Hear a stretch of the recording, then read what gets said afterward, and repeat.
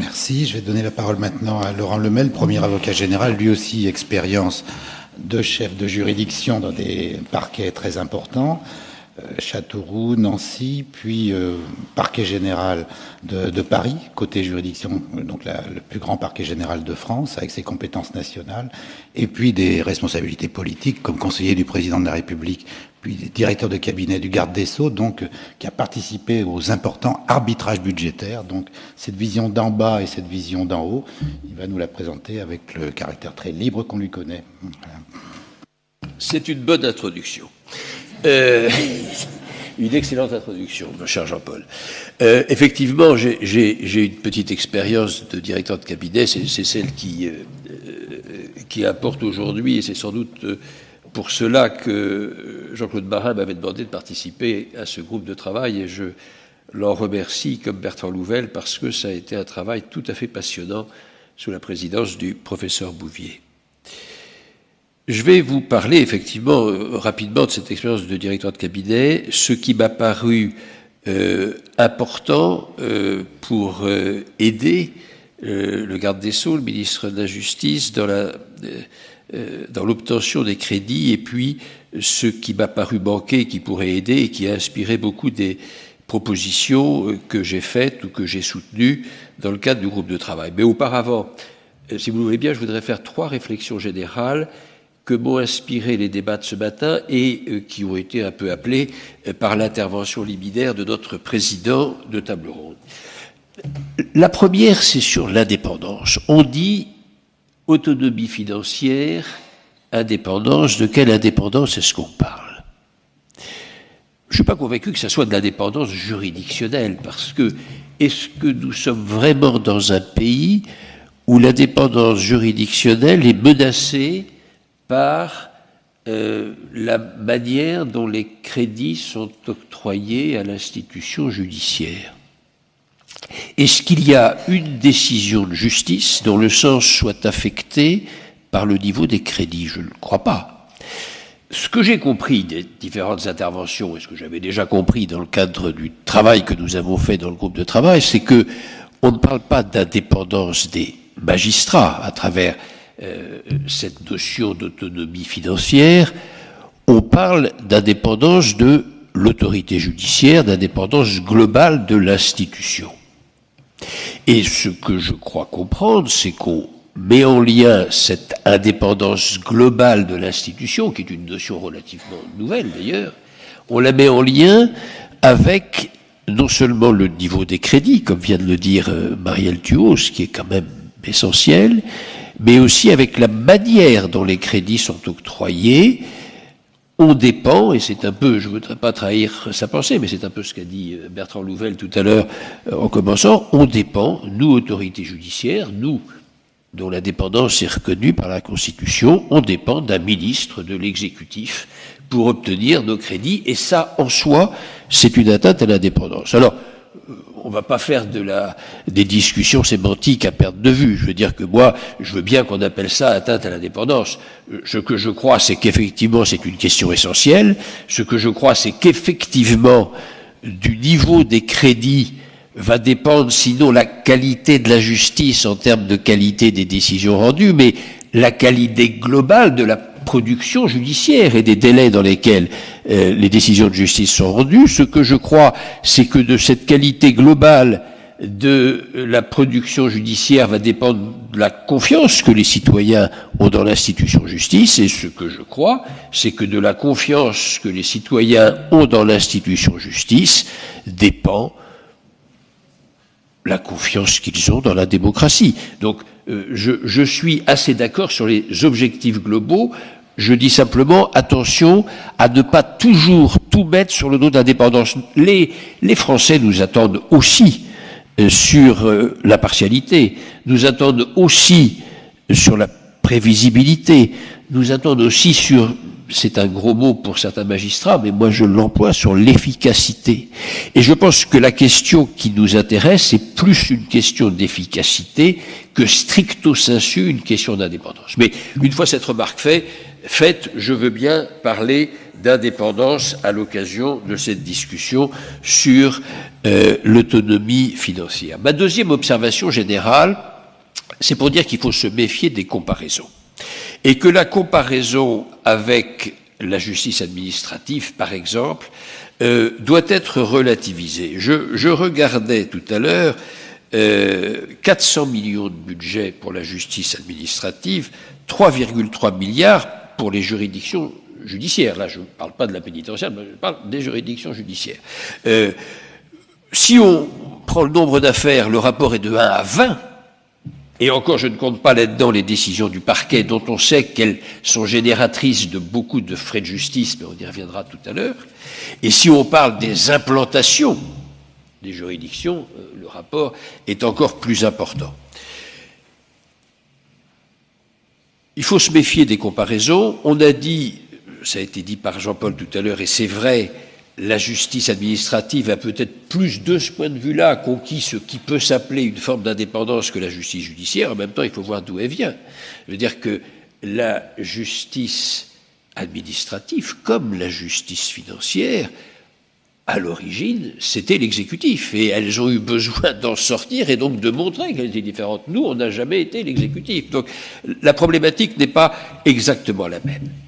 Et puis, il y a une organisation, comment dire, sans être désagréable, pyramidale de la justice administrative qui m'a beaucoup frappé quand on a entendu dans le groupe de travail une présidente de cour administrative d'appel, où on voyait bien qu'en réalité tout est décidé par un homme, le vice-président du Conseil d'État, et tout le monde obéit le petit doigt sur la couture du pantalon, ce qui me fait penser que s'il y a une indépendance, si on veut appeler ça comme ça, des juridictions administratives, il y a une indépendance en réalité très relative quand on regarde dans le détail comment cela fonctionne. Ça n'est pas une indépendance des juridictions administratives. Et puis ma troisième observation générale, avant d'en venir, mais je serai rapide après sur les mesures qui m'apparaissent importantes, c'est sur la diarchie, et là je réponds à l'invitation directe de notre président de séance. Moi, je suis très attaché à la diarchie. Je pense que c'est la base de notre culture judiciaire française. Non pas parce que ça serait une obligation, parce que ça fait bien, parce que c'est comme ça et qu'il faut le tolérer, parce que je pense que c'est une richesse.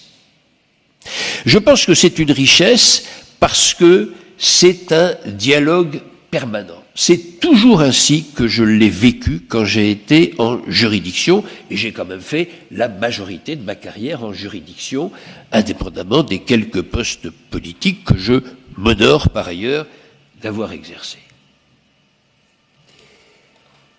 Je pense que si l'on veut qu'une certaine forme d'autonomie financière, et je suis attaché à cette autonomie financière, et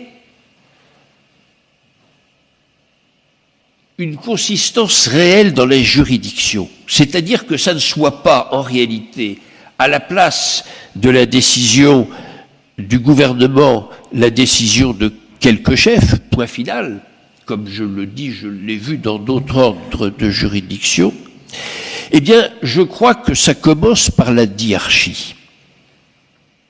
Je crois que ça commence par cette discussion permanente et enrichissante. Et je le dis tout net, toute réforme en matière de procédure budgétaire qui remettrait en cause cette richesse française serait, à mon avis, une erreur. Voilà, c'était les trois observations générales et introductives que je voulais faire. Alors, vous avez employé un terme important, Marielle Thiaud, tout à l'heure, c'est le portage politique. Et c'est vrai que quand on est en charge de la préparation d'un budget, de la décision financière, il y a un moment donné où on se dit on est responsable vis-à-vis de l'autorité judiciaire et puis plus largement vis-à-vis des justiciables, parce que ce qui compte, c'est quand même les Français en tant que justiciables. Derrière tout cela, on est responsable de porter la parole au bon niveau pour obtenir les crédits qui apparaissent nécessaires.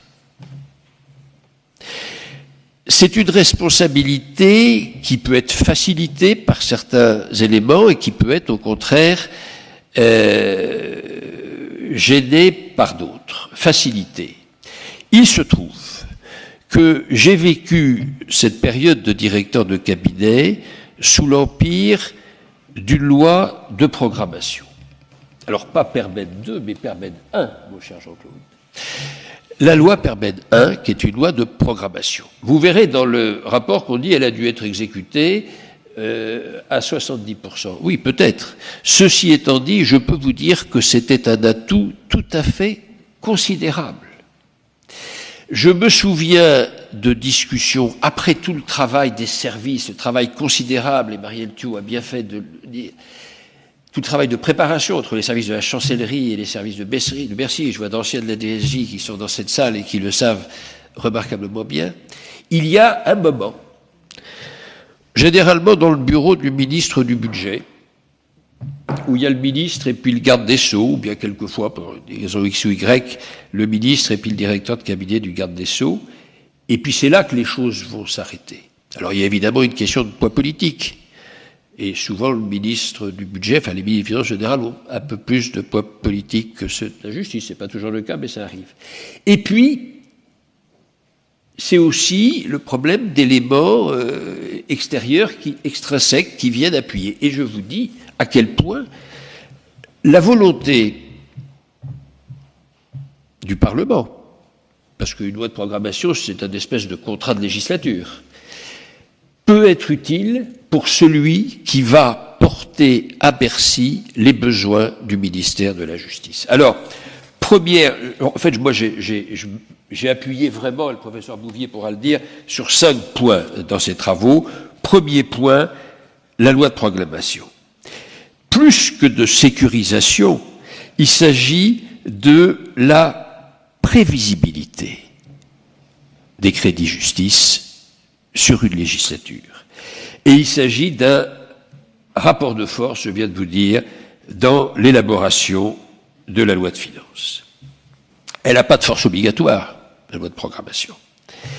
Mais de mon expérience, elle a un poids effectif qui est inversement proportionnel justement au caractère obligatoire de sa force. En fait, on a dit qu'elle avait été appliquée de façon incomplète, 76% des emplois.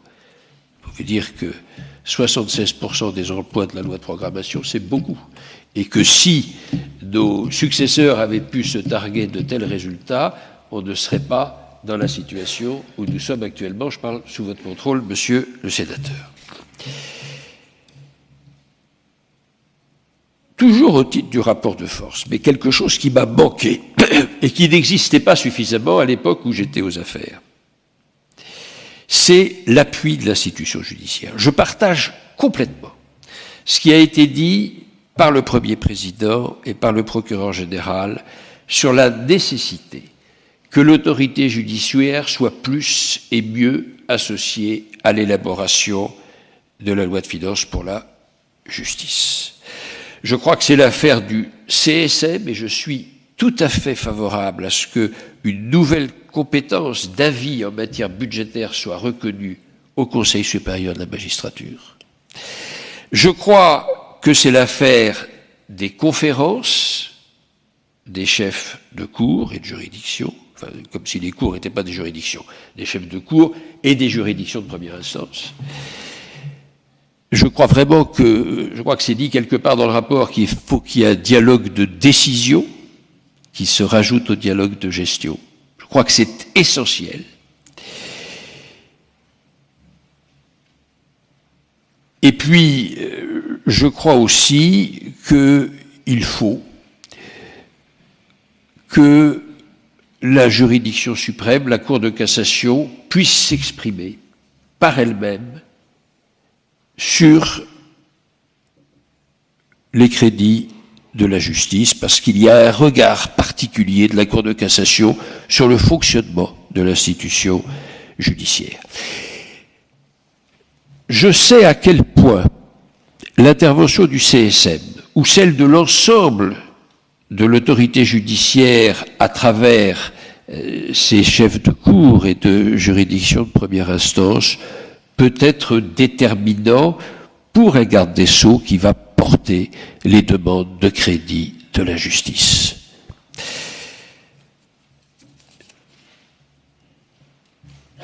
Et puis, il n'y a pas que la préparation, il y a l'exécution, ça a été dit, et je ne vais pas y insister beaucoup.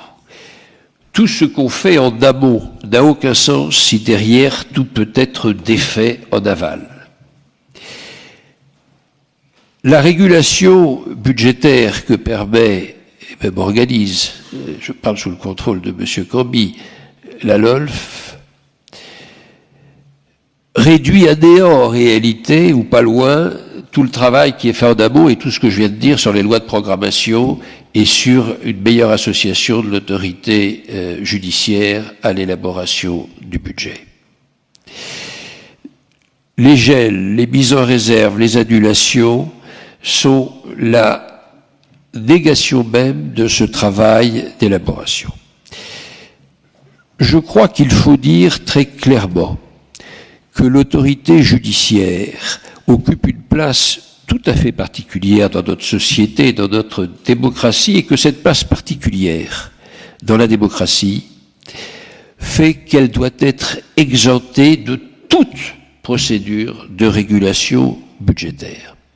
On en parlait dans le groupe de travail un jour en auditionnant un député qui se trouve être par ailleurs professeur d'université, je crois, et qui nous a dit, ah oui, c'est comme pour les universités, il faudrait qu'il n'y ait pas de régulation budgétaire. Il dit non, le sujet n'est pas du tout le même. Le sujet, très important, les crédits des universités, mais nous, c'est le cœur battant de la démocratie. Et si on commence à dire que tous les ministères, les uns après les autres, doivent exempter de la régulation budgétaire, autant ne pas le dire du tout. C'est une spécificité justice, et il faut le présenter tel quel. Deux choses encore, et je te rends la parole, mon cher Jean-Paul, puisque je vois que ton poste de président t'amène à t'impatienter un peu. Les frais de justice. L'un des pires effets de la LOLF, à mon avis, qui par ailleurs a de grands mérites, je ne suis pas dans une critique bête et systématique de la LOLF, mais l'un des pires effets de la LOLF, ça a été que les frais de justice sont passés de crédit évaluatif à crédit limitatif, ce qui, compte tenu de ce que sont les frais de justice et de la manière dont ils sont engagés, est une catastrophe. Je crois vraiment que dans les mesures principales du rapport Bouvier, il y a cette idée que les frais de justice doivent redevenir ce qu'ils n'auraient jamais dû cesser d'être, des crédits évaluatifs. J'en profite pour dire juste une chose. À un moment donné, dans le groupe de travail, s'est faite l'idée qu'après tout, ce qui n'était pas très normal, c'était qu'il y avait beaucoup de policiers et de gendarmes qui engageaient des frais de justice et que c'était sur le budget de la justice et que c'était pas sur le budget du ministère de l'Intérieur. Heureusement, c'est de la direction de la police judiciaire qu'il s'agit. Éric Negro sait que j'étais vendredi à Limoges pour les entretiens d'Aguesso qui portaient sur le juge et l'état de droit, en réalité la question de l'état d'urgence et puis maintenant de la pérennisation dans la loi ordinaire des règles de l'état d'urgence. L'un des éléments essentiels de la problématique qu'on connaît actuellement et qui n'a peut-être pas été suffisamment mis en exergue, c'est qu'en réalité, le rassemblement des preuves dans la procédure pénale, qui en principe se fait principalement sous l'autorité du procureur de la République et dans quelques affaires sous l'autorité du juge d'instruction. D'état d'urgence en loi antiterroriste commence à se faire sous l'autorité du préfet, c'est-à-dire en réalité, disons les choses comme elles sont, sous l'autorité directe des commissaires de police. Faisons très attention à ça. C'était un aparté, mais je crois qu'il faut le dire à chaque fois qu'on en a l'occasion. Et puis, je termine d'un mot sur les crédits fléchés. Je crois vraiment que le rapport conjoint de l'inspection des finances et de l'inspection de la justice a montré une chose, c'est que les chefs de cour sont devenus, au fil des 10 ou 15 dernières années, des acteurs crédibles de la politique budgétaire. Il y a une espèce d'hommage qui leur a été rendu. Je crois qu'il faut en tirer toutes les conséquences et qu'il faut leur donner effectivement la capacité de gérer l'ensemble de leurs crédits, de le faire en sachant au début d'année les crédits dont ils vont pouvoir disposer et de leur laisser la bride sur le cou, parce que les crédits fléchés, c'est quand même une manière de tirer le mort sur le bras. Voilà, alors j'en ai terminé. 3 mots: souplesse, confiance dans les institutions et dans la justice, et puis un minimum de réalisme ne nuit pas non plus. C'était un peu le sens de mes propos introductifs. Je vous remercie.